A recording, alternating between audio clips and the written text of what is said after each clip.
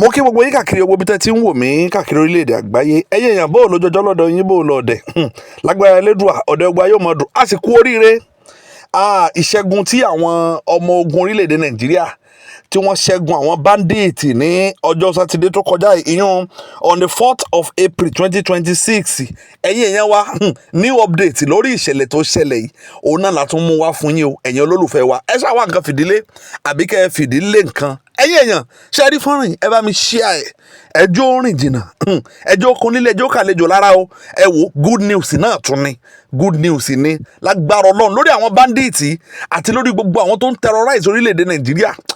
good news là máa mú wa torí àwọn sójà wa wọ́n máa ṣẹ́gun wọn ni lágbára Ọlọ́run ọba ẹ̀yin èèyàn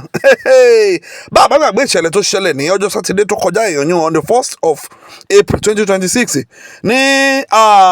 Muaye village ní Zamfara ní ìpínlẹ̀ Zamfara níbi tá a ti rí àwọn bandits àtàwọn sójà wa tí wọ́n ti kọjú ìjà síra wọn gidi tí wọ́n sì ja ìjà yẹn fún more than 6 hours òun náà fi ja ìjà yẹn ẹ̀yin èèyàn nínú ìkọlùkọgbà yìí ibẹ̀ ni ọmọ olórí the most Notorious Bandit lórílẹ̀‐èdè Nàìjíríà àwọn ọmọ rẹ̀ a ṣẹ̀ṣẹ̀ discover ọmọ rẹ̀ mẹ́tẹ̀ẹ̀ta ló lọ sí ọmọ mẹ́tẹ̀ẹ̀ta tó bí àwọn mẹ́tẹ̀ẹ̀ta wọ́n ti kú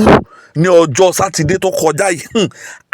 Alero gangan fún rẹ̀ òun gangan ti wá jáde tán ó ti jáde síta wípé ẹ pa mí lọ́mọ nǹkan tó ń fojú wa rí lórílẹ̀‐èdè Nàìjíríà ṣùgbọ́n ẹ̀yin èèyàn ṣe rí ó kàn dún mọ̀wùmọ̀wù lásán ni kò sí nǹkan tó lè ṣe òun gan ó lọ sí lágbára Ọlọ́run kí ọ̀sẹ̀ tó kólẹ̀ òun gangan fúnra rẹ̀ òun gangan ó lọ sí ẹ̀yin èèyàn Alero ó ń tírẹ́tì gidi wípé wọ́n pa mí lọ́mọ ẹ̀yin èèyàn wa ṣe rí ẹ ṣáàjà máa tẹ congratulation o sí àwọn àmì wa àtàwọn DSS wọ́n jọ ja ìjà yẹn ni wọ́n dẹ̀ make sure wípé àwọn ṣẹ́gun àwọn people débi wípé àwọn yòókù wọ́n sá lọ ìjà tó ṣẹlẹ̀ for more than 6 hours àwọn àmì wa wọ́n pa more than 70 bandits ọ̀nà pa nínú ìkọlùkọgbà yìí ibẹ̀ ni ọmọ Alero ibẹ̀ ni àwọn ti fara káásá ẹ̀yin èèyàn àwọn ọmọ rẹ̀ mẹ́tẹ̀ẹ̀ta rẹ̀ ẹ máa gbórúkọ àwọn ọmọ rẹ̀ mẹ́tẹ̀ẹ̀ta rẹ̀ o Seriki Alma àti Eliya àwọn mẹ́tẹ̀ẹ̀ta nu àwọn mẹ́tẹ̀ẹ̀ta tí wọ́n fara káásá nu lágbára Ọlọ́run ọba Ọlọ́run ó máa mú àwọn pípù yìí ní ẹ̀yìn èèyàn wa ṣé wá rí nínú ìkọlùkọgbà yìí ní update tó tún wá ẹ̀ṣẹ̀ jáde òun ni wá ní wípé ṣe rí nígbà tí ìjà yẹn ń lọ àwọn tó tún wá jẹ́ àwọn olórí tó jẹ́ Notorious Bandit gidi tó jẹ́ wípé àwọn náà olórí ni wọ́n níbi ní káàmpù wọn ẹ̀yìn èèyàn àwọn náà tún ti lọ àwọn náà wọ́n lọ sí ìṣẹ̀lẹ̀ tó ṣẹlẹ̀ ní ọjọ́ sátidé tó kọjá yìí ẹ wá máa gbọ́ o orúkọ wọn ẹ máa gbọ́ orúkọ wọn o Kàṣàlàdógó Bíríkì ọ̀gá àwọn bandits ni òun náà wọ́n pa níjọ́ sátọ̀dẹ̀ yìí wọ́n pa níbi ìkọlùkọgbà yìí ẹ máa gbọ́ ní kejì o Kàṣàlà Manimugu òun náà wọ́n ti pa òun náà ara àwọn tó ń terrorize orílẹ̀-èdè Nàìjíríà nù o ẹ máa gbẹ́lẹ̀ kẹta Bíríkì Seriki wọ́n pa òun náà Kàṣàlà Nguma wọ́n pa òun náà Ìyámẹ̀ Rósíà wọ́n pa òun náà wọ́n ti pàdánù àwọn sójà wa wọ́n ti rán wọn lọ sí ọ̀run àrèmábọ̀ ẹ má gbọ́ o Yétì gan ò gbẹ́yìn Yétì Notorious Bandit àwọn military officer wa wọ́n ti ṣe kínni wọ́n ti rán wọn lọ sí ọ̀run àrèmábọ̀ ẹ wá mọ nǹkan tó wá ṣe tó wá dùn mọ́ mi nújú ẹ̀yìn èèyàn ní after àgbà tí wọ́n pa àwọn people tán àwọn sójà wa wá mú àwọn olórí ilẹ̀ yọ kọ̀ọ̀kan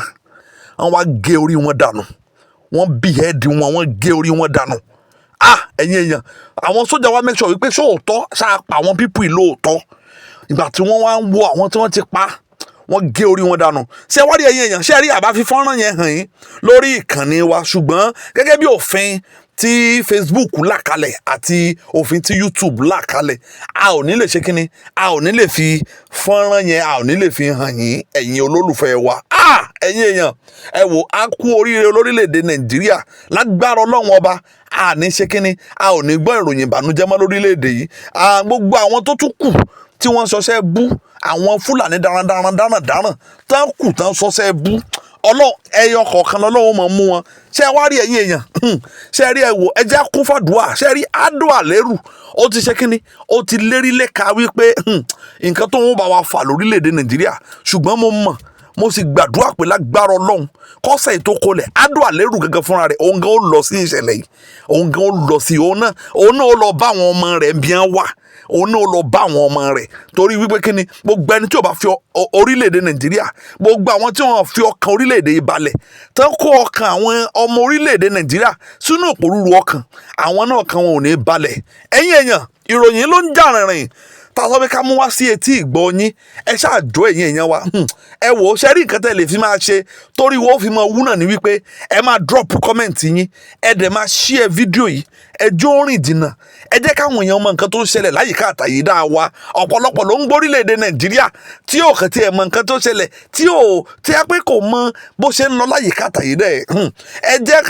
ẹ bá wa share fọ́nrán yìí ẹ introduce page wa sírú ẹni bẹ́ẹ̀ kó lè máa gba latest update lórí bó ṣe ń lọ lórílẹ̀‐èdè nàìjíríà àti lórílẹ̀‐èdè àgbáyé ẹ̀yin olólùfẹ́ wa good news lásán pé ká tún mú wá fún yín òun náà nìyẹn tá a bá tún ti ní update bá tún ti jáde a ó tún máa ṣe kí ni a ó tún máa méjì yín gbọ́ ẹ̀yin èèyàn fún ẹ̀yin tẹ̀ tí subscribe sórí ìkànnì wa ẹ má gbàgbé láti subscribe ẹ̀ dẹ̀ má gbàgbé láti follow wa lórí Facebook tó bá tún rí bákan náà a ó tún máa pàdé ẹ̀yin èèyàn ọlọ́run ṣeun inú mi ń dùn lágbára ọlọ́run lágbára elédùà gbogbo àwọn tó ti pa orílẹ̀-èdè lẹ́kún gbogbo àwọn ẹ̀dá tó ti pa orílẹ̀-èdè nàìjíríà lẹ́kún gbogbo wọn pátápátá ẹkún ni ó gbẹ̀yìn tiwọn náà ẹkún ni ó gbẹ̀yìn wọn. ẹ wo ẹ̀yin èèyàn wa a ó tún máa pàdé lágbára ọlọ́run ẹ ṣé púpọ̀.